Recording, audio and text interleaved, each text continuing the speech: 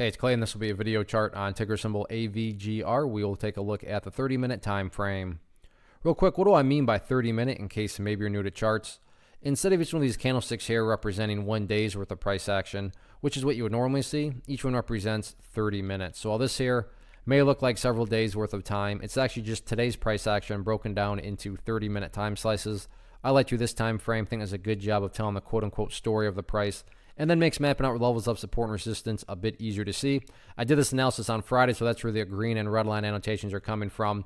And they actually fit in pretty perfectly because it goes to show that, depending on your perspective, it was a disappointing day. However, the overall chart is still perfectly fine. Disappointing how? Well, at one point, the price absolutely crushed above this red line here, the $1.40 resistance. And I mean, the price was going up and up and up. And then, it peaked out right there.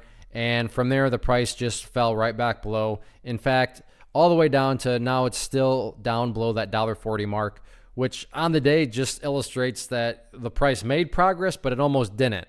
I mean, it made progress in the sense of that I would 100% agree that it weakened up this level of $1.40. However, now that all the dust has settled, $1.40 is still a level of resistance. But even with the pullback, the overall chart is still perfectly healthy, and that is where this green line here comes into play, because as I talked in the video from Friday, from the big picture of things, I'm not saying this will happen. This will just illustrate the point. Let's actually say that the price comes down here still, bounces around, and then starts to work its way back upwards. In the event that were to happen, then emphasis on big picture. From the big picture perspective, you'd still have a set of lows there. You'd have this low down there. If you picture these as stair steps, the stair steps would still very clearly be headed in the upwards direction.